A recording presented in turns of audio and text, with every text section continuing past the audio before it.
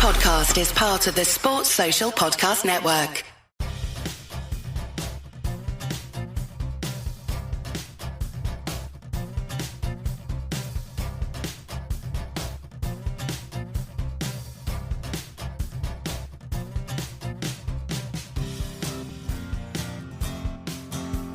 Welcome back to the Love Tennis podcast with me, James Gray of iNews.co.uk and the iNewspaper.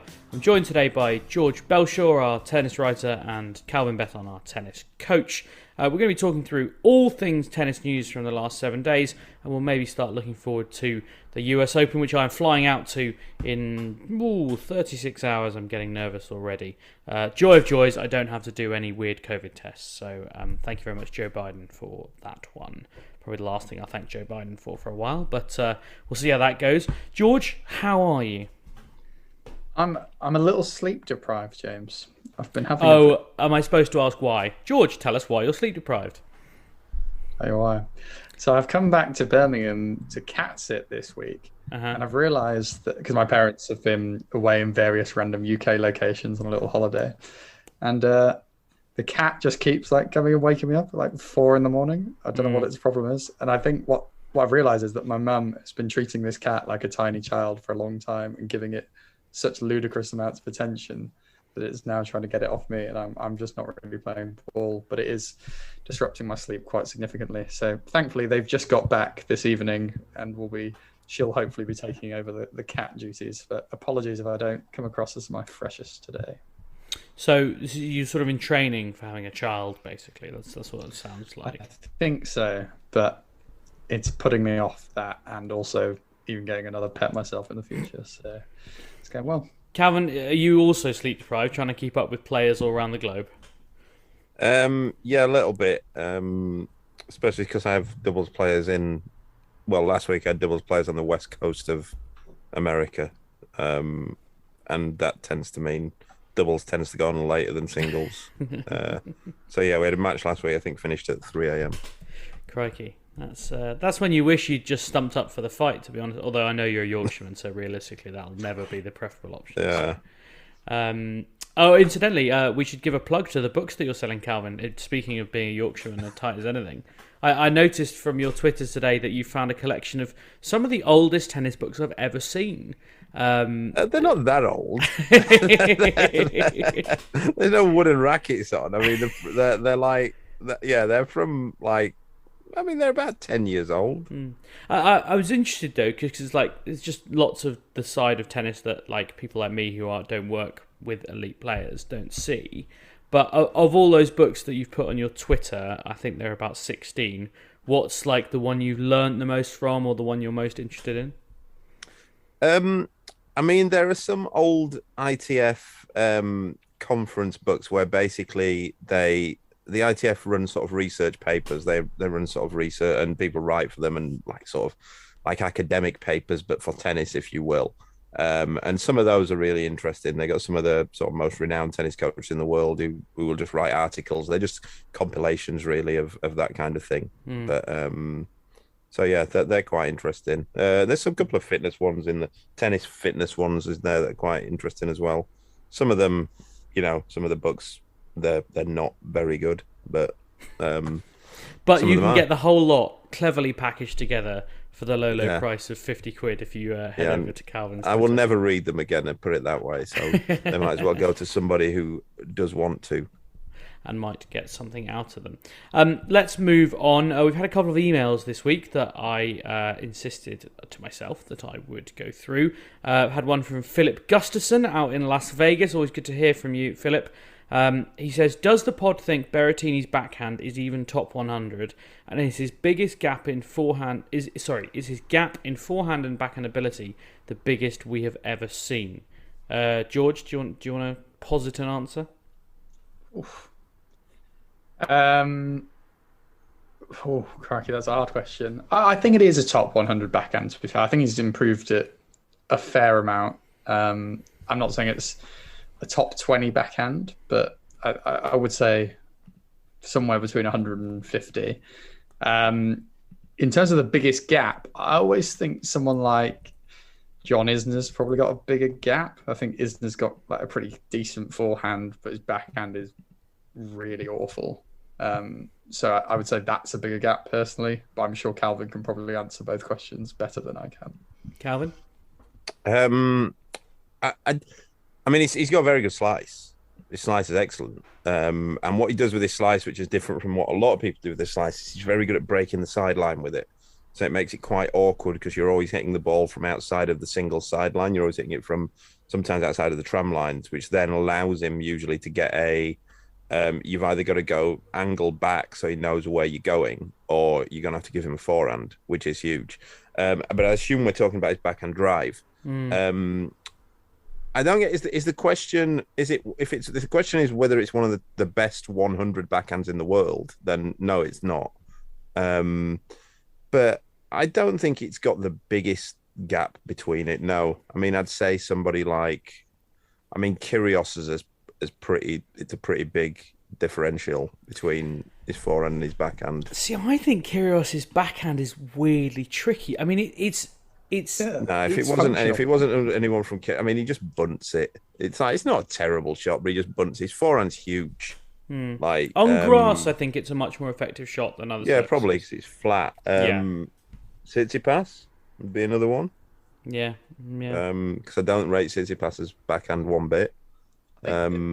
You probably want to split the question, don't you, a little bit in terms of whether you're talking offensive or defensive backhands as well. Like I think the Berrettini backhand is pretty awful offensively in terms of putting anything away.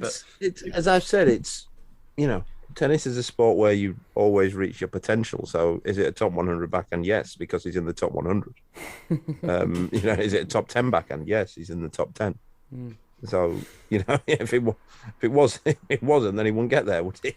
I mean, the one I was thinking of when, considering the biggest gap between two wings. I mean, Roddick, I was thinking of. Roddick has a huge one. I mean, Roddick was quite a unique player in that he had maybe the two biggest weapons in the top 100 and the single biggest weakness. So maybe he's the answer. I do think, broadly speaking, players with absolutely massive serves and absolutely massive forehands rely on their backhands so much less because they're so used to that kind of 1-2 punch. That's normally where you get the big gap, which is why he doesn't jump to my mind. But yeah, there was a spell in the sort of 1990s where you get these guys who had huge forehands and their backhands were pretty terrible. Like sort of guys like Wayne Ferreira had a huge forehand. His backhand wasn't terrible, but it was not great. Guy called Magnus Gustafsson, again, just when I say huge forehand, if anyone has not seen him again on YouTube, they had huge swing flat forehands that they absolutely mullered. And then their backhands were kind of bunts. And then Marc Rosset was another one who had a huge serve, big forehand, and terrible backhand. I think probably the biggest gap I can actually think of, and it was through no fault of his own, was actually for a while Del Potro. That really was probably the widest gap when he'd come back from the surgery. He didn't really know what to do with it. And he actually really developed that shot, kind of sliced beyond it. But the gap was absolutely huge when he first came back. Yeah, that was injury, though. He couldn't put two hands on it. Yeah, but that's what I mean. That was as notable a gap as you can see, even though it wasn't through his own fault. And obviously then went on to close it. But very good. Thanks, Philip, for your question. Always great to hear from you from sunny Las Vegas. Maybe they'll get a big ATP event out there one day, and we'll head out. I was just thinking, actually, there really isn't a big tennis event of any. I mean, I feel like they must have gone there in the 90s and done something. There's a challenger. There's a challenger. Is that a very? It used to be a place challenger? as well where it's quite popular. Yeah. No one leaves with their winnings. That's it.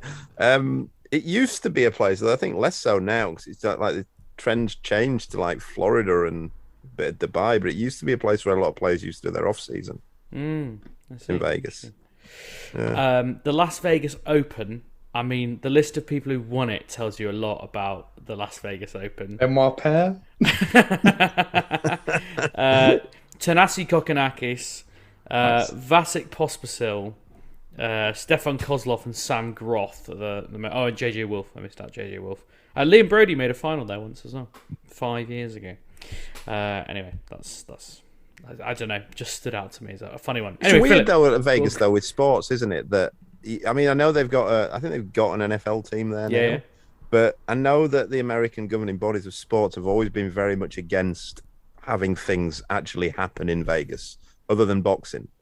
It's because they're so anti-gambling. I mean, traditionally, obviously, gambling is pretty quickly now being legalized in the US, and I suspect that might change. But yeah, it's because they're so scared of corruption. They think, well, if we're not actually there, then they can't possibly fix our matches, which, as we know, is nonsense. Anyway, thanks, Philip. You've triggered an interesting discussion there. If you want to get in touch by email, you always can. Remember, it's lovetennispod@gmail.com. And I've got another one from Behind Cashews, who's been in touch lots of times before, loves Rafa Nadal, and he says, how many majors do you think Nadal will finish with if you had to guess? Something we've discussed a few times.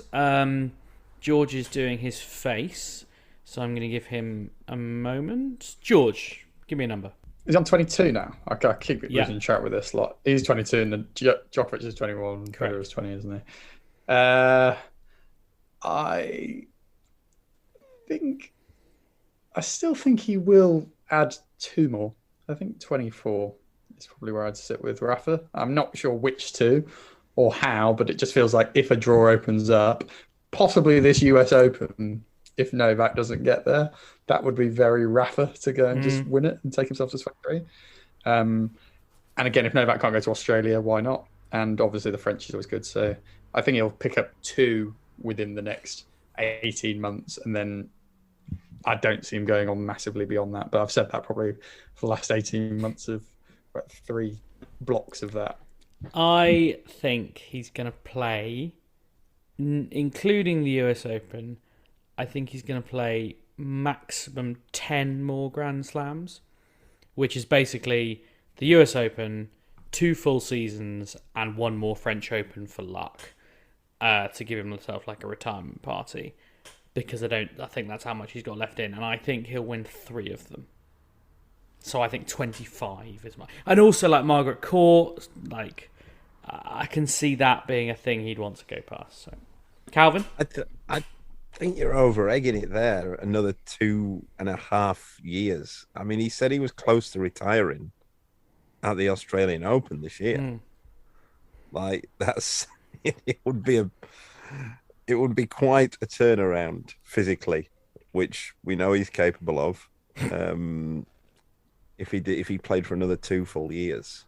How many do you think he's going to get then? I think he'll win anywhere between none and 2. Okay, so you're basically taking the under there, Calvin, and I've taken the over, and we're left George Piggy in the middle. Yeah, you take the under. Hoping he's at it depends, doesn't it? I mean, it's like if even if he stays at his current fitness now, I think he could win another 2, and he could stay at his current level of fitness now, but just nobody knows how bad that foot is. Yeah, like if it deteriorates quickly, then. And also, it's bizarre, isn't it? He seems to like summon this like power up when it's the slams. Like, it's hard to gauge his actual fitness, isn't it? I think sometimes, no, I don't think they play possum. I think when these guys say I'm not fit, like I think it's a totally different definition. I think it's stuff, and I think there's also an element, especially with the older guys, to which it's like, well, at the moment, if I play a 3-hour match, I wake up the next day and I can't move. Like, and that's what they regard as not fit. Like, they can do it because adrenaline and muscle memory and everything else, but they can't recover, or they can't, do it to the incredibly high standards that they have. But yeah, I take your point. Like, the foot I hadn't really properly considered. I mean, the procedure he's had might last a year, and then he might just have it again. But, that there's only so many times you can go to that well, specifically. So, good question, Behind Cashews. Do let us know how many you think he's going to win. I'd be very interested to hear what you think. Let us know on Twitter as well, at LoveTennisPod, whoever you are, if you're cashews or not cashews. And remember, if you've enjoyed this discussion and other discussions, and you don't want to hear what George has to say, you can pause the podcast now and leave us a 5-star review, and we will really appreciate it. And if you write a 5-star review, I will read it out on air, almost no matter what it says, as long as it doesn't actually get me in trouble. Now you've restarted the podcast, you can hear what George had to say. I was just going to say, the only thing I'm certain of is he's not going to catch Novak's 30 slams that Ivanisevic is claiming he's getting. Yeah, okay. I question a lot of assertions involved in that statement that mean it mostly lives in a land of fantasy. But yes, you're partially right. We've got loads to talk about today. We're going to talk about Emma Raducanu, who's had a good week running up to the US Open. A bit about Caroline Garcia, Borna Coric, of course, and his amazing recovery. Daniil Medvedev and Rafael Nadal, some uncertainty about Djokovic and Zverev as well. Well, lots of uncertainty about Zverev and Djokovic. Well, we'll get into that. A bit about Nick Kyrgios, who's being sued, believe it or not. Kei Nishikori's out the US Open, which passed me by until I read it in my notes. And we'll also have a bit of a look at the British charge in America, which is going well indeed. Let's start with Emma Raducanu. You may remember last week we delayed recording the podcast in an effort to actually cover the Raducanu-Williams match, which was then delayed by a day, which we didn't really see coming, which was quite frustrating. But nevertheless, we can talk about it now. She beat Serena Williams extremely comfortably, as it was, 6-4, 6-love. She then went on to beat Victoria Azarenka, as the interviewer on court asked her, don't you respect your elders? Which I thought was quite a funny line, but went down like a bag of cold sick.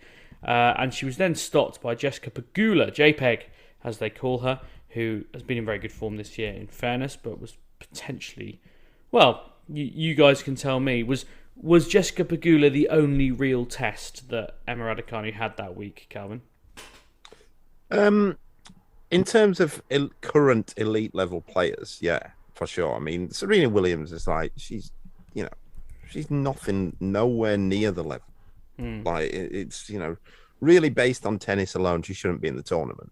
If there will be players playing, I mean, there was a challenger in Vancouver last week. I would think that everybody in the draw would have beat her. Everybody in the draw in Vancouver would have beat her. Looking at how she was last week. I didn't see the match against Azarenka, but I saw, is Azarenka potentially retiring this week? So, no, it was valid that you say that. She said, I'm making a big announcement. Watch this space, and then announced that she's launching a podcast. Because I also thought she was trailing retiring. She's going to talk about what happened in Miami, for example, in that podcast, so we might get a bit more of an insight into exactly where she is with her career, because, as you say, there's been some really bad results. Obviously, that Miami one was a particularly bad one.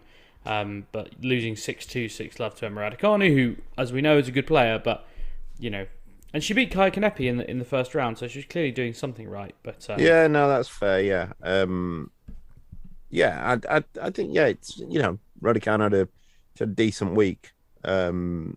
It's again, we don't really know where to position her on players who we should expect to beat and players who we shouldn't. I didn't think she'd beat Pegula, but I thought she would beat. I definitely thought she'd beat Williams, and we don't really have enough information to know if she should beat Azarenka or not. George? Yeah, I was going to say, I mean, I think the Pegula one was probably the match I was most interested in some ways. I mean, that's probably doing the Azarenka match a little bit of a disservice, because Azarenka has shown kind of high-quality hardcourt ability in the last 18 months to 2 years, but Pegula's playing really fantastic stuff this year, and it was quite a tight first set and then kind of got away from her again. But that's the sort of level I think she needs to be focusing on far more than beating Serena, who, we say it every week, don't we? She's just not even close to what she was. She's not physically fit enough to compete at this level. It's an absolute pipe dream, the thought of her coming close to winning this US Open. If she gets to the third round, that in itself will require a very nice draw and a miracle, I think. Azarenka was awful. I think that's worth saying. Like, I had expectations of that match being pretty interesting, pretty tight. What actually came off their rackets was one of the worst sets of tennis I've ever watched in my life, and that is really saying something. I've watched some terrible sets of tennis. It was just dreadful. Raducanu was kind of struggling to get her own serve in the first 4 games of the match, but Azarenka was playing. I just don't even know what was wrong with her. It was just absolutely appalling. So yeah, I guess what I'm saying is I wouldn't want to discount the 2 matches because look, we'll look back in future generations and think, oh, that was a cool crossover where Raducanu beat these great champions and whatever. But if you dig deep into the matches, I mean, these were 2 appearing fallen giants of the sport, or at least in Azarenka's case, was an impossibly bad day at the office. So yeah, I think that Pegula one is probably the more relevant match in many ways, and in quite a good way, in the way that she stuck with her, competed quite well.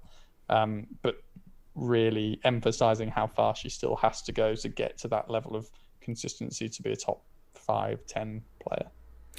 What do we make of what she said afterwards about this run? She said, I've tried a lot of things, and this year I think in some matches I've lost a lot of matches from leading situations and probably just played too tense. I think I just need to swing, and I just said that these 2 tournaments, or this tournament especially, I'm just going to swing freely and take that and see what happens. Now, obviously, that oversimplifies things massively, and that's kind of how people talk to the media, and that's the inevitability. But Calvin, does that sound like a positive thing when you think about the way in which she won the US Open and the way in which she's played since then? She said that, and I sort of found myself nodding my head and saying, yeah, actually, that does make a lot of sense, that you need to just go out and, play a bit more freely. It's kind of one of those things that players just say, sort of generic stuff. They always say it. Like, they never say the opposite. They never go, my plan is to be tight and not swing. Like, it's all right saying I'm going to swing freely, but it's always like one of those, like, some of them might I'm going to be more aggressive. Another thing is like, I'm going to be more aggressive. It's always like, I'm going to be more aggressive. Then they make too many errors and go, I need to be more consistent. Then I need to be more aggressive. Well, that's what I do. I do think that actually this summer she has at times said that. I mean, she said in one of her press conferences, she said, "Oh, I got a bit sick of just pushing the ball around," and kind of suggesting that she had been too conservative. And I know that, having spoken to people around her a bit, that there has been a difficulty with transitioning from hitting the ball with a bit more shape to it feels to me at the moment, and maybe it's always like this, I don't know, but it feels to me at the moment like the top of the women's game is a very flat game. Like, there's a lot of very big, flat hitters, and that Emma's kind of come up and taking that 3-week period aside, she's gone out and tried to play quite spinny and found herself blown away, and then been like, oh, okay, actually you can't get away with that here, because she hasn't necessarily played at that level a huge amount. I don't know about that. I mean, Osaka hits it big and flat. Sabalenka does. Pliskova does. Swiatek kind of does both, doesn't she? Oh, sorry? Swiatek kind of does both. Like, yeah, I say Swiatek's more of a spinny, more of a skilled player, more of a hands player. Halep definitely is. The ball's definitely not a power hitter. Yeah, exactly, yeah. I don't know. I mean, it's all, what about the tennis IQ? About the famed tennis IQ? How come she's just coming out and swinging? What about, how come she hasn't been hitting winners before? Where's that been? I would significantly challenge the idea that Raducanu has been trying to play a really quaint, spinny game as well. I mean, I haven't seen any evidence of that, really. I think it's more often than not she looks like she's overpowered, but I'm not watching her like really incredibly hitting drop shots like Jabeur or anything. I haven't seen that much dimension to her game in many ways. That's really one of my bigger criticisms of her, that she seems to kind of play the same way every time. And sometimes she'll just catch the ball better and hit it harder, but I haven't watched her play. She's played maybe within herself and not taken the strokes as well as she could, but I wouldn't say she's like played a different style, if that makes sense. I mean, what I will say is that if she was speaking more from a state of mind type of thing, that she wanted to take the pressure off herself and she wasn't so fussed if she missed or if she lost a point, then that's different. But if we're talking purely from a technical and a tactical point of view, from the matches I saw last week, I don't think she played any different, really. She played better, but like I say, Serena Williams shouldn't have been in the draw. Like that, I can't read anything into that. And I didn't see her play Azarenka, but when she played Pegula, and I thought she played okay in that match, I thought she was definitely seemed a bit more free of it. Yeah. I genuinely, like, despite it sometimes sounds a bit negative when we're talking about that, but I do think this was one of the more positive weeks she's had for a long time. Big names aside, the way she was playing, the way she was going after the ball, there was a degree of confidence to it. I think it's interesting, isn't it? I suppose where she suddenly looks good. I mean, I saw people suggesting on Twitter, and I'm sure Calvin will shoot this down, but the ball might actually be having an impact in how she's playing here. You heard like Craig Tyser talk about Barty having no chance of winning the US Open because of the type of ball they're using there. Is this ball favouring Raducanu? Does it suit her game style? Because there did seem to be a sudden kind of uptick in quality, I thought, in terms of her ball striking. But maybe that's just confidence rather than the magical ball. But the women's players talk about the ball, don't they? A lot at the US and how different it is. But, I don't know about that. I mean, the one thing I'm not buying that, to be honest. The one thing, what it will help is these sort of. She only has to make sort of, say, quarterfinal last week. Maybe make Is she playing this week or not? No. Yeah, all right, okay. I was going to say that she can get a ranking up, but she's going to drop points. So I mean that quarterfinal that she made last week would probably mean that a quarterfinal at the US, and she probably won't lose as many points, won't drop as much as what she was previously expected to do. But yeah, I think that would be the one thing that she could take a positive from. Yeah. Just on the ball briefly, because there was a lot of chat about it last week, and in lots of different ways. Świątek talked about it a lot. They also kind of, in the US Open swing, they switch between the balls. So I think, am I right in saying the US Open ball was a Wilson ball, and the some of the US hardcourt tournaments use a Penn ball as well? I mean, Calvin, are you aware of those two balls and like what's different about them, or what's different about the US Open ball? Because people do talk about it a lot. I mean, we've not had Penn balls in the UK for absolute yonks. They used to be the most popular ball, but we've not had them really. I don't think you've been able to buy them here for about 15 years. Yeah, actually, I think Świątek said that. She said, I can't get them in Europe. I can't train with them in Europe. Yeah, so I don't. I can't comment on what the Penn ball is like. If I'm honest, I can't comment on what the US Open women's ball is like. I know it's different. So I've only seen the men's. The thing with the balls, I always think they're a bit of a red herring. There aren't no balls that favor at that level. Look, when you're getting new balls every 7 and 9, there aren't new balls that favor any player really. Some balls might be better balls, like the players will prefer, and some of the balls are just not very good, and some of them are good. But I don't think there's a ball that favors a certain type of player. I just don't buy that. Interesting. Just on the rankings thing, if Raducanu makes the quarterfinal of the US Open, and if no one else were to move in the rankings, which obviously isn't true, but if she makes quarterfinals, she would still drop to about 40 in the world. That gives you an idea of like exactly how much of her ranking is obviously is based on that US. Good job, she's going to win it then, isn't it? Credit to her. She keeps getting asked, "Oh, aren't you worried about losing all these points?" She's like, "Well, I won the US Open from qualifying, so I'll do that again if I have to." Which I kind of liked the sort. I'm warming to Emma as she gets a bit more like a bit more bravado with when people say stuff to her. Whereas before, like she'd say something that someone would ask her something she didn't like, and she'd just sort of nothing it, or give a very. She has this trick where she answers a different question. But now that she's a bit more like, maybe she's feeling more comfortable, maybe she's more pissed off, I'm quite enjoying it. I think she's been like, I do think her interviews have been better because I think that she's actually spoken like what she thinks. She is a compelling listen on tennis. I mock the sort of And it's not her who said it. I mock people who's saying that she has a huge tennis IQ that's better than anyone in the world. I mock it. But, she's an interesting talker on tennis. And I think in a couple of the post-match interviews and in a couple of the press conferences, she's actually spoken about tennis, whereas for about the last 10 of the last 12 months, she's just been, and I'm sure she's been told to do this, she's just been given generic answers where she's talking a lot and saying nothing. Yeah, I agree. Coming up next, we're going to talk about Borna Coric, who had a remarkable run to win his first Masters 1000 title. You're listening to the Love Tennis podcast with me, James Gray, George Belshaw and Calvin Betton. As always, please do leave us a 5-star review if you're enjoying the podcast and if you get the chance to do so. And do follow us on Twitter at Love Tennis Pod. We are counting down to the US Open. A couple of days to go till I fly out and a few more until the tournament gets underway.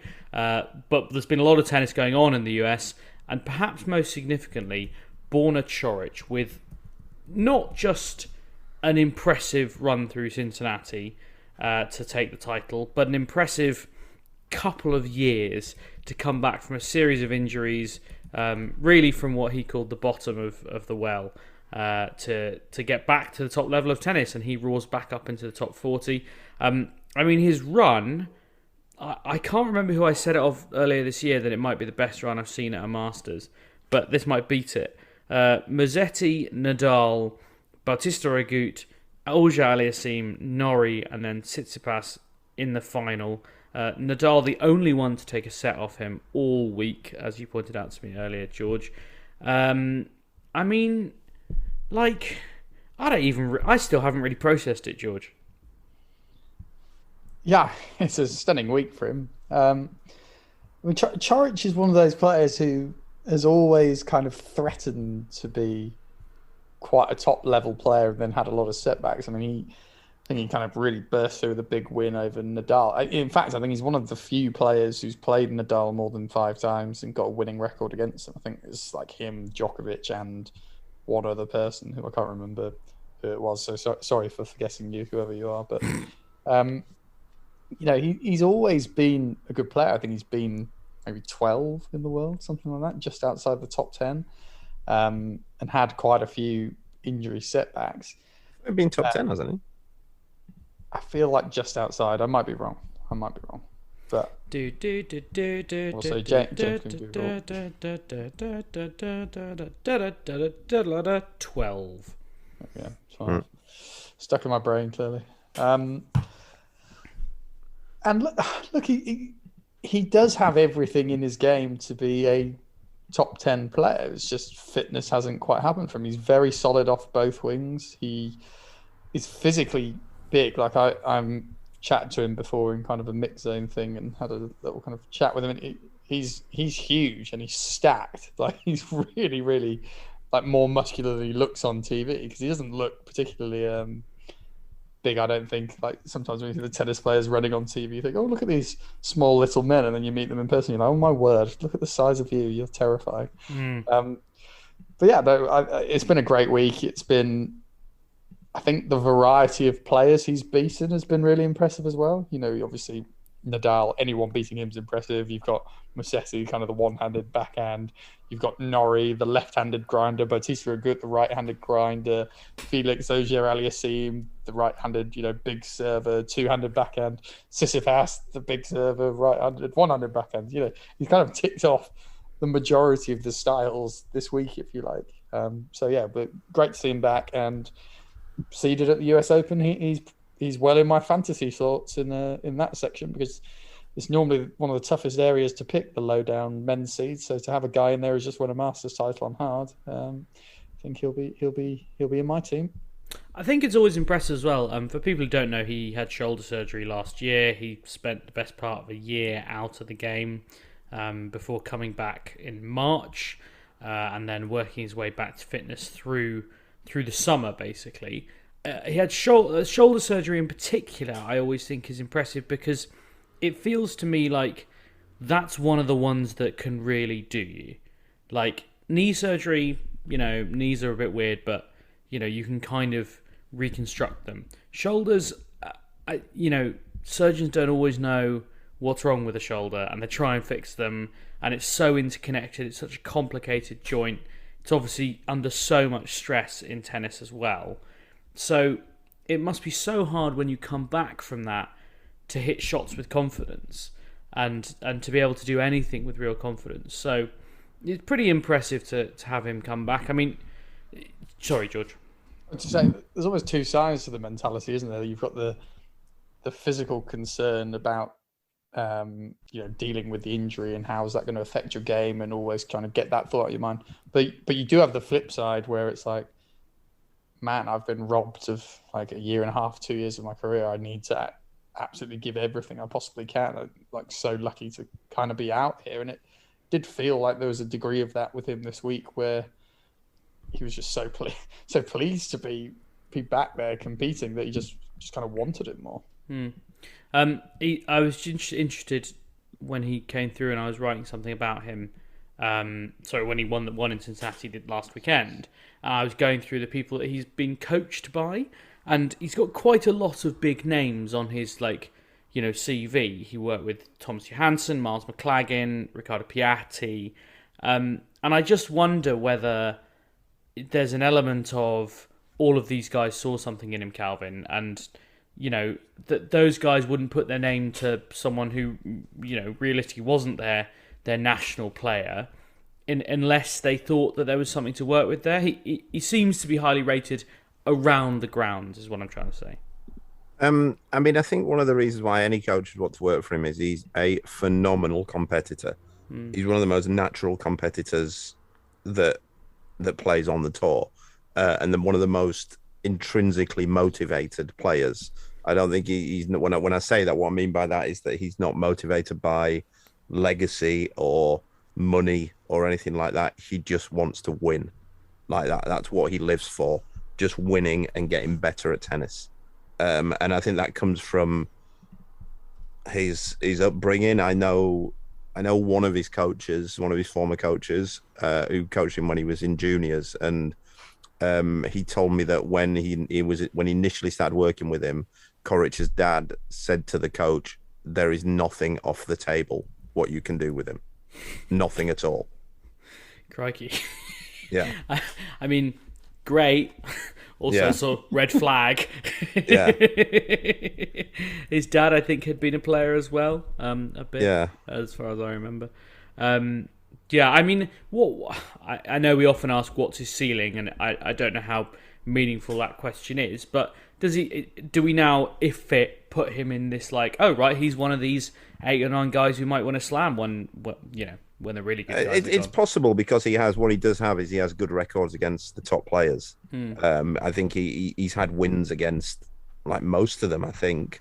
I don't know if he's beat Djokovic. He's definitely beat Zverev. Definitely beat Murray. Definitely. Yeah, he's beat Murray. He's definitely beat Zverev. So he wins big matches against good players. What will prevent him winning a slam if he doesn't win one? That's an if. I think he actually could win one. Is that he doesn't necessarily have it. He's like George says. He's very, very solid at everything. Doesn't necessarily have a huge weapon. It would mean him if one of the best players plays well against him, you feel that they'll beat him. Yeah, he's had a couple of wins over Federer as well. He hasn't beaten Djokovic. I do think Djokovic is probably the one you look at and think he's going to beat you most times. But Coric is going to be around for a long time after Djokovic is done. Exactly. So I think he's got a good game style that will cause people problems. It's just staying fit for him. I mean, every year you look at his career, really, or every 2 years, there's been a new problem. There's been back problems. There's been knee problems. The shoulder problem. I'm not saying that's his fault, but that kind of needs to stop, and he needs to have that long period of staying fit, really, to get back to where he can be. But yeah, top 30 seeded, in great form. And I don't think we'll maybe talk about this a little bit later on your kind of tiers thing, James. I don't look at this US Open as one where it's really clear who's going to win it at the minute. There's lots of kind of question marks over people, and it's often finding your best form. Often unpredictable. I'm going to wheel out a stat that I'll probably wheel out quite a few times in the next week, which is that not since Roger Federer won it 5 times in a row has a man defended the US Open title, which is pretty amazing when you think about it. I think we were talking about it this week in the pod, but I'm pretty sure Djokovic has been to about 10, 11 US Open finals or something. He's only won 3 of them. I mean, it's such an odd tournament in many ways, considering how consistent that guy is on hard courts. He's 3 and 6 in US Open finals, so he's been to 9. And he's lost 6 of them. But yes, you're right, and they're often against different people. Yeah.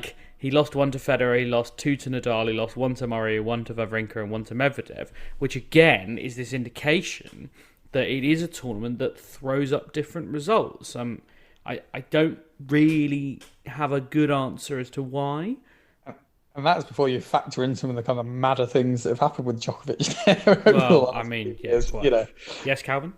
I think one of the reasons, and say one, it's not the main reason, one of the reasons it throws in wild results is the difference in the weather conditions that happen over the 2 weeks. Yeah. Probably more so than any other tournament where, I mean, famously, it tends to be, it's so strange in New York at that time of year. The first week, it's hot and humid and it's difficult. And then the second week, by the time the end of the second week, the weather changes so much that you're seeing people in coats and jackets on the last day.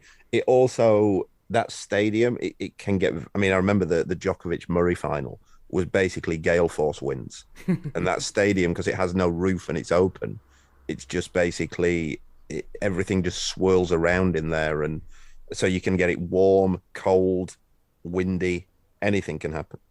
The other thing that I'm not actually saying necessarily works against Djokovic, because I've actually seen it work very much in his favour, thinking of that Federer semi-final when he just absolutely knobbed the ball when 2 match points down in one of the best returns you'll ever see. But the crowd there is a really unique experience in tennis, particularly at the slams. It gets very, very heated in there, and a very, very kind of vociferous support that really can impact a match and how it's going. So yeah, I think that's a big factor compared to a lot of the slams out there, that the main court, particularly at night, gets pretty bloody raucous in there.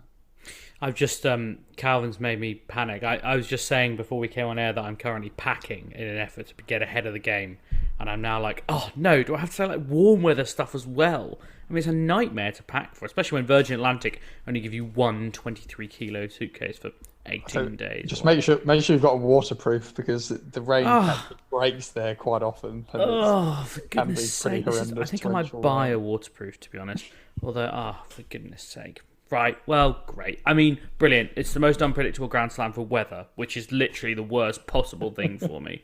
I looked at the forecast for the first day I land, and it's 32 degrees and 60% humidity. It'd broadly be pretty hot there, to be fair. I don't like that either. I'd like it to be about 24 degrees, 20% humidity with a little bit of cloud cover, and that would be absolutely ideal. Anyway, neither here nor there. The other winner in Cincinnati this week, Caroline Garcia, whom Andy Murray once predicted would make world number 1. I believe 10 years ago he said it. I don't think she's going to make world number 1, certainly not off the back of one victory in Cincinnati, but I was certainly impressed with her at Wimbledon when she beat Emma Raducanu in a big serving performance that took her to the 4th round for the second time in her career. She's also been a French Open quarter-finalist. She's up to number 17 in the world, I believe, now, but has been as high as 4. George, a breakthrough result for the 28-year-old? I mean, like George, it's a set of results you're looking at. The names like Sakari, Mertens, Martic, Pegula, who we spoke about before, who's having a fantastic year, Sabalenka, Kvitova. Even in qualifying, Petkovic can play, so can Diane Parry. So yeah, it's a really, really strong week for her. I've been quite impressed with her all year, really, when I've seen her. I think there has been a bit of a turning of a corner. I mean, we've always known she's got ludicrous amounts of talent. She can play brilliant stuff, but mentally, I guess there's been question marks in the past. I've seen matches over the years where I've thought, God, that was really bad. I don't really understand how you were quite that bad today. But she's had wins over guys like Andreescu throughout the year and stuff. Obviously, Swiatek, lost to Keys actually. Sorry. I think it's encouraging that you've got someone who definitely is capable in terms of quality to push on. Finally, kind of getting there at 28, maybe. So, I don't want to get too ahead of ourselves, but like Coric, she can arrive into this tournament thinking, well, the landscape's pretty mad in the women's game. Why is this not my time? Yeah, it's. As the women's game already pretty mad, and then you throw in what we just talked about with the US Open being ludicrously unpredictable. Cue a first round loss, probably. No, defeats this week, we've already mentioned one of them for Rafael Nadal and one for Daniil Medvedev. Probably, given that Alexander Zverev has pulled out of the US Open, as we suspected he might, and that Novak Djokovic is still awaiting a reprieve but looks less and less likely to get a visa. Given that, therefore, Medvedev and Nadal are the two favourites for the title, how concerned, Calvin, should we be that Medvedev lost in 3 sets to Stefanos Tsitsipas and Nadal lost in 3 sets to Borna Coric? Which of those results would concern you more if you were a big Nadal guy or a big Medvedev guy? Medvedev's, because Nadal hasn't been great in the tournaments other than the slams all year. And then he brings it when it comes to the slams. Medvedev kind of is one of those players who relies on being dominant. I think that's where he gets his aura from, that he's just he's mundane for the opponents and he's unbreakable and often unbeatable, and he's losing a little bit at the minute. Do you think that time out the game, George, like, I know it wasn't a long time out the game, but it was a couple of weeks where everyone else is playing Wimbledon. It gives like a more natural ebb and flow to their season. Do you think that has had any sort of effect? He obviously had a really good grass court swing, and then went over to Los Cabos and Canada and Cincinnati, but maybe just a weird rhythm to his season? Yeah, and then don't forget he had the hernia earlier in the year as well. Had to sit out some of the tournaments he kind of likes on the US hard courts, etc. It's been a bit of a funny season for him. I feel like he's still being pretty consistent, generally speaking, in hitting a lot of semi-finals, a lot of finals. The other week he lost first round, but that was to Kyrgios, which is not an ideal first round, so I don't necessarily look at that result as a complete disaster. But as Calvin says, he is someone, particularly in this US hard court swing, who is used to making finals or winning every tournament in this section. I think the good thing for Medvedev as a kind of counterpoint is that he does seem to now really lock in at the slams every time. Like even at the French Open, he had a far better run than I think we're all expecting, given he'd just come back from that hernia. Australia, he lost to Rafa in the final, but it was pretty business as usual. The US Open last year was pretty impressive. So actually, of the last few slams he's played, he's done very well, or as well as he could have been expected given kind of injury problems. But look, there's going to be pressure on him because he's the big favourite for this tournament. If Djokovic isn't there, he's got mental scars against Nadal. He's been dominating Tsitsipas. This is an ill-timed loss for him, because if you're looking at people who can beat Medvedev, you probably wouldn't have had Tsitsipas in that category. But now there's just a slight doubt, a chink in the armour or whatever. And also, he's world number one, don't forget that, and he doesn't want to lose 2,000 points or a significant chunk of them. That plays on a guy's mind at this stage in his career when he's thinking, I want to establish myself as the best guy. So I think there's a bit of pressure on him going into this. I think he's good enough. I don't think he'll lose early. Right, I think it's going to take one of the top guys to beat him, unless someone like Kyrgios draws him. Murray? No, I don't think Murray would beat him. But I think it also should be said that I'm trying to think of the way to say this without offending anyone, but none of the Russians have been great this year, and I think there's a chance that they're struggling mentally with what's going on. Although it's their leader who's being an arse and started all this, it's nothing to do with them, and it must be a strange time for them. In that none of if you look at Rublev Khachanov, and the Belarusians as well, as we said, Azarenka, Sabalenka, any of the Russian girls. They've not had great seasons, have they? No, I think it's a good point, and that that elongated interview that Rublev and Kasatkina did kind of touched on that a bit, and yeah, it must be hugely disruptive because even Rybakina, when she was asked about, who's obviously not Russian, she's Kazakh, but she effectively lives in Russia, her parents live in Russia, and she was asked about her parents, and she burst into tears. And while that's partly natural because her parents helped her with her career so much, but also it's well, I don't know when I'm going to see them again. I don't know how possible it's going to be for me to see them. So yeah, I think it's a very good point, Calvin. I also think we should talk about Stefanos Tsitsipas's ongoing quest to become a massive ass. I'd seen him make that suggests he hasn't succeeded yet. Well, it's just so weird because it's just not really. He's more weird than an ass, but he seems to be. Again, he was it's a clip of him just whacking the ball at Medvedev again when he could have just passed him easy, which seems to be his new thing, where he's just trying to hit the ball at people for no reason. He hasn't quite grasped when you do that either. But also he made some really snide comment about Medvedev, I think, where he said Coric is just he plays just like Medvedev, but he hits the ball harder, which I think was aimed at, because him and Medvedev don't get on, do they? No, to say the least. You'd think that Stefanos would be a bit happier these days because his dad's allowed to coach him from the stands without getting penalised. Yeah. I was just reading the guidelines for there's allowable coaching at the US Open this year, and it's they've had to tell people that you can't split your teams up. So obviously you're only allowed to coach when your players at your end. But some people were hoping to put one coach at one end and put your physical trainer at the other end, and then get coached from both ends. But they've said that you're not allowed to do that.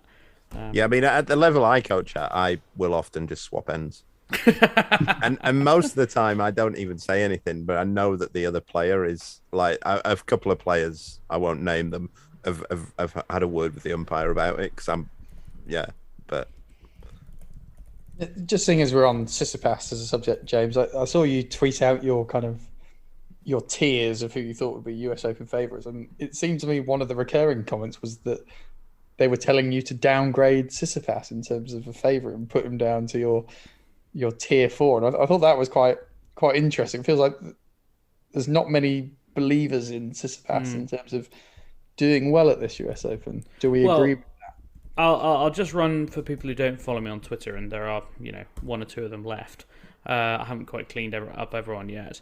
I've got 5 tiers. The first one is the Novak tier, which Djokovic is in on his own, and it's CDC dependent, of course, and we expect he won't be there. But tier 1, Medvedev, Nadal. Tier 2, Tsitsipas, Alcaraz. Tier 3, Kyrgios, Norrie, Hurkacz, Fritz, Sinner, Berrettini, and then tier 4, Rude, Felix, Pablo Carreño Busta, Schwartzman, and Cilic. Lots of people. I mean, not many big changes, but lots of people thinking, Tsitsipas maybe not in tier 2. I mean, I don't really see why not, right? US Open is traditionally the slower hard court. Am I right in saying that? Is that reasonable, or is it traditionally? Yeah. I don't see it. I don't see why not. You've got to have him in there because what do people think of? Who do they think is beating him? So if anyone in the tiers above him get knocked out, and the people in the same tier of him get knocked out, which is feasible, it's not unfeasible, you'd have to make him favourite. I don't think he's going to win the US Open, but you've got 2 tiers above him there. For what it's worth, I personally wouldn't have Carreño Busta or Schwartzman in any tier that's talking about winning the US Open. Yeah, they're not winning it. They're not winning it. Well, I mean, tier 4 is big shock. I'm not expecting Cilic, Schwartzman, or Rude to win it either. Realistically, but that is who you're talking about when you get down to the next level. They're the kind of guys that you're in the sort of 5% world, that they're the kind of people you're talking about, I think. It's a funny tournament in the sense that I feel it's pretty open on paper, and yet I'm kind of just Nadal's just going to win this, isn't he? He's just going to turn up and win this. Yeah. I mean, if not Medvedev, but it feels very Nadal clean up sort of slot. I'd still the reason that I've put Nadal in tier 1 and I was almost had him in tier 2, to be honest, it's just a fitness question mark. Like just don't know how fit he is inevitably. Like, you know, ab injuries are weird at the best of times, and we just haven't really got a full picture of that. Anyway, we shall see, as always, with tennis. We need to move on because we need to talk about the Brits, who've been going pretty well out in America in the hard court swing. As I seem to think that maybe it's just the generation of players we've got at the moment, but like North American hard court seems to be a pretty strong surface for almost all of them. We've obviously had Cam Norrie, who went through to the semi-finals in Cincinnati before losing to Coric. He also picked up a couple of decent wins in Los Cabos, getting to the final there, and also beating Felix there. Dan Evans has been going okay, albeit he then lost to Krajinovic in Cincinnati, which is not a great result, having made the semi-final in Canada. Andy Murray beat Stan Wawrinka before losing to Cam Norrie. And Jack Draper, who's playing in Winston-Salem this week, also made it through to the quarterfinals in Canada with 5 wins there, having come through qualifying. Let's talk about the Norrie-Murray match, which is hard to say, which is my main problem with it, but was a very decent match in which Murray took the first set before Cam Norrie came through 3-6, 6-3, 6-4. George, what are your kind of overall thoughts on that match? My overriding thought was Murray should have won it, and it was quite surprising how bad he was in a couple of quite big moments. There was a really bad volley, I think, early in the second set, probably, where he was on break point, and honestly, I just could not believe Murray missed that shot. It was the sort of volley I'd even expect Zverev to make. It was just ludicrously straightforward. Yeah, I think it probably spoke quite well to where both players are at the minute. I still think Norrie, against the best players in the world, will struggle to win big matches. I think, you know, the very best. I mean, I still don't think he has what it takes to hurt them properly at kind of slams. And yet, for Murray, it just feels like... but still for Norrie, he still is getting through every match below that tier at the minute. He's playing so well. He hangs in there even when he's not playing his best. He's like uber competitive and doing brilliantly. For Murray, it's kind of the other way around, that it feels he's really competitive all the time, but just can't get over the line against the right players. I'm kind of permanently worried about Murray and where he kind of goes. So I guess he's kind of back top 50 now. There's been progress, but he needs to start winning that sort of match if he's going to really push on. Like, there's been too many matches like that where he's just not the same clutch player in the big moments. And I'm not even having it down to being like a physical thing now. It's just like he is just making weird mistakes at weird moments. So... yeah, and he was cramping badly after the match as well, which probably does speak to the more physical side as well. But yeah, I don't know. It feels like I think he'll just be drifting somewhere between 25 and 50 in the rankings for the next year or two, and that'll be that, really. Calvin, do you kind of concur with that assessment after what we saw in Cincinnati? Yeah, I said on the pod last week, I thought he'd beat Norrie. And I was feeling pretty confident about that, but it's a difficult one with him because I think he's not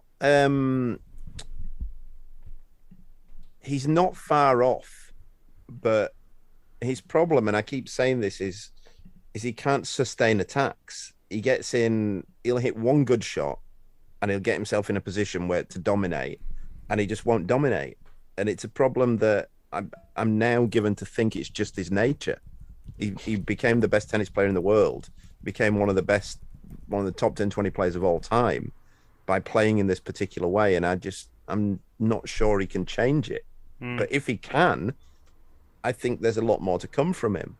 But I I don't know if he can, because it just seems to be happening all the time. He can hit the ball bigger than he does, but he seems to want to just try and beat players by dragging them into long rallies and him beating them because they can't withstand the pressure like he can. The problem is he's not putting them under pressure enough. What do we view as a good result for Andy Murray at this US Open now? Not drawing a seed in the first round. Yeah, he's got to get a good draw, but it's like one of those, like, I think if he, like, say he got into the fourth round, I think he'd get so much confidence from that. And you'd then put him in the mix because it's such a strange tournament. But his problem is he can't get out of second rounds of tournaments. Like, so it's not where his whole game. This is the thing. What you have to understand about Murray is his whole game and his whole career has been based on that he's phenomenal under pressure. He's a great under pressure player and he can withstand that better than any other players. But you've got to get to the stage where the pressure's on to do that. And that's what he's not doing. He's playing against players who are just playing free. And the other week he lost to Ema. Ema's rubbish, right? At that level, right? It's and that's Andy Murray's not beating that. But if he played Ema, if he got Ema in the quarterfinal of the US Open, he wouldn't lose to it. But he's getting him in the first round of whatever tournament it is. It'd be interesting to kind of run through when we get to the US Open next week, and actually kind of think about who in the top 30 or whatever is like the worst sort of seeds for Murray. I mean, we're probably talking about Nadal, Medvedev. I'd still give him a chance against Tsitsipas. It was a great match last year, wasn't it? That kind of 5-setter could easily have gone his way. Felix, he seems to struggle against, but still, I think there's loads of players in that top, in the kind of seeded positions that I'd give Murray a pretty decent chance against, kind of pulling off an upset.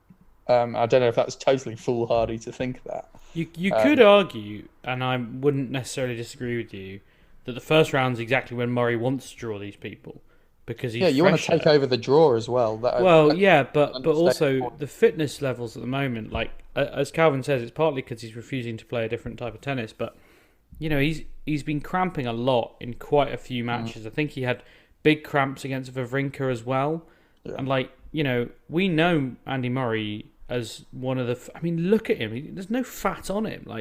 He's bloody fit. And, he turned himself into one of the quickest players on tour. Pretty much, he had no natural ability to be quick, that's for sure. It was just blood and thunder and guts and hard work. And, I don't doubt that he's not working hard anymore, if not harder. And it's just there isn't really much left in the tank. So, I don't know. I don't know, James. I don't know. The impression I get is that physically, look, he's knocking on a little bit. I say knocking on, he's like 35, isn't he? But, he's the cramp's not, Rafa Varane got cramp last night, and he's 29 and, still supposedly one of the best footballers in the world. Cramp can just happen. I don't think that's really anything to do with age or conditioning or anything. It's just something that happens. But I watch him and physically he looks good. But it's the number of times, and I keep saying this, where he'll get a ball, a 3/4 length ball on his forehand, and you think, just crack it, Andy. Just hit it big, near the line, hit it big, and he'll just roll it cross court. Yeah. And and it's what's brought him success, but it won't bring him it anymore. But if he can change it, I could see him going deep in one of the big tournaments if he can change it, because he's not far off. We shall see. Once again, I find myself saying it so much. That's what I love about pre-tournament weeks. A couple of quick hits that I mentioned at the top of the show that we're not going to be able to give a huge amount of time. But Kei Nishikori is out of the US Open. His run of attempts to come back from injury. There's so many players at the moment who, of a certain age and a certain era, that I keep talking about being like, oh, they're trying to come back. He is one of them. He had hip surgery earlier this year. He hasn't played a Grand Slam since last year's US Open, where he reached the third round. Nick Kyrgios is being sued, would you believe it, by Anna Paulus, the Polish medical lawyer who was in the crowd for the Wimbledon final, and he said was the one who was drunk out of her mind. He asked for her to be kicked out. He was asked by the umpire which one she was. He said, the one who looks like she's had about 700 drinks. She hadn't. I think she'd had 2, one rosé, one Pimm's, which is more than enough, although that would actually render my girlfriend unconscious, in fairness, but she is 5'2". She said she was too hot, she didn't have a hat, and she's now suing because, according to a statement issued through her solicitors, it caused considerable harm on the day, resulting in my temporary removal from the arena. But Mr. Kyrgios' false allegation was broadcast to and read by millions around the world, causing me and my family very substantial damage and distress. She says any damages recovered are going to be donated to charity. She's hoping that Mr. Kyrgios will settle, but is willing to take it to the High Court if she has to, which is hilarious. And I think it might be the first time a player has been sued for something they've said to the crowd, and I am entirely here for it. I can't think of another one. No. It's a pretty funny story. Yeah, I mean, I guess he's walked a tightrope with a lot of things he said on court. So it's mildly amusing. This one's. Well, he's got another court date later this month as well. Not that he's having to attend in Australia, but his case brought by his ex-girlfriend of common assault will be heard in an Australian court later this month, I understand. So we wait with interest. George, we're into very short any other business. Have you got any? Just saying, keep your eyes out on Big Dominant Team this week. He's about to thrust himself into your tears, Jake. Win over JJ Wolf, Dimitrov next. I think he's going to shock us all and reach the second week of the US Open. Thanks, George. Optimistic as ever. Thank you so much to all of you for listening. We will be back in a couple of days once the US Open draw is out on Thursday, and then once the US Open starts, you won't be able to get rid of us.